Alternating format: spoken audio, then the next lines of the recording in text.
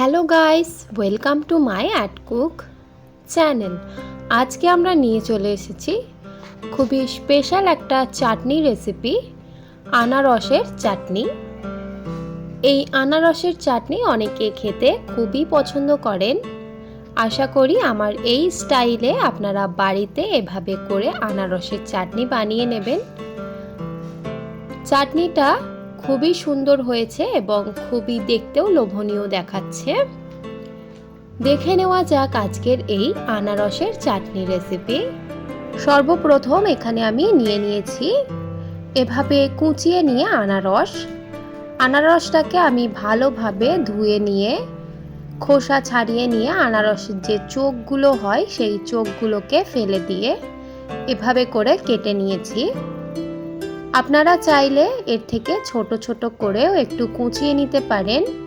আনারস কিন্তু আমের চাটনি বা টমেটো চাটনির মতো গলে যায় না, তাই এখানে আপনারা চাইলে ছোট ছোট করে কুচিয়ে নিতে পারেন। এখানে আমি চাটনিটা বানিয়ে নেওয়ার জন্য সরষের তেল দিয়ে দিলাম কড়াইয়ের মধ্যে। তেলটাকে আমি কড়াইয়ের চারিদিকটা লাগিয়ে নিয়েছি। তেলটা পর্যাপ্ত পরিমাণে গরম হয়ে আসলে দিয়ে দিচ্ছি 1 চামচ 5 ফোড়ন। 5 ফোড়নটাকে তেলের উপর এবার নাড়াচাড়া করে নেব। তেলের উপর 5 ফোড়নটা নাড়াচাড়া করার পর যখন একটা 5 ফোড়নের সুগন্ধ বেরিয়ে আসবে, সেই পর্যায়ে আমি এখানে দিয়ে দিচ্ছি কেটে রাখা আনারসগুলো। এবার আমি আনারসটাকে ভালোভাবে নাড়াচাড়া করে তেলের উপর 5 ফোড়নের উপর ভেজে নেব।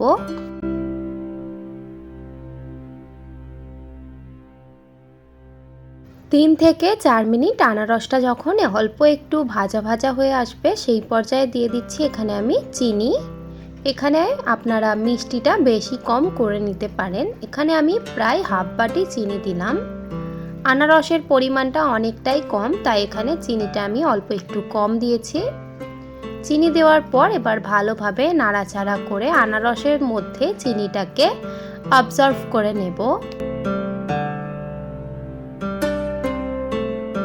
চিনিটা এখানে আমাদের গলে আসলে প্রায় 1 থেকে 2 মিনিট পর এই পর্যায়ে আমি দিয়ে দেব স্বাদ পরিমাণে নুন এবং একটু অল্প কালারের জন্য এখানে আমি কাশ্মীরি গুঁড়ো লঙ্কা ব্যবহার করেছি প্রায় 1 চিমটি।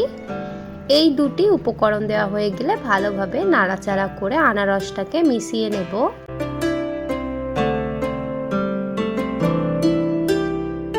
মিশিয়ে নেওয়ার পর মশলার সঙ্গে তারপর আমি এখানে পরিমাণ মতো জল ঢেলে দিচ্ছি, যতটা পরিমাণে আমাদের আনারসটা রয়েছে।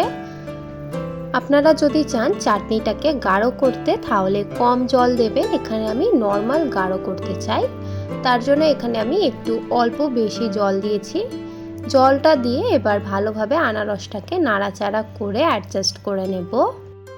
জলটা দিয়ে দেওয়া হয়ে গেলে এবার আমরা প্রায় 5 থেকে 6-7 মিনিট অবধি এটাকে ফুটিয়ে নিলেই রেডি হয়ে যাবে আমাদের আনারসের চাটনি।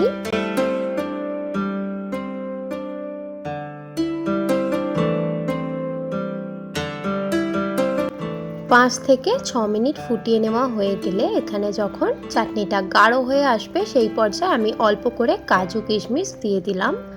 কাজু কিশমিশটা দিয়ে এবার 1 মিনিট নাড়াচাড়া করে এই আনারসের চাটনিটা নামিয়ে নেব।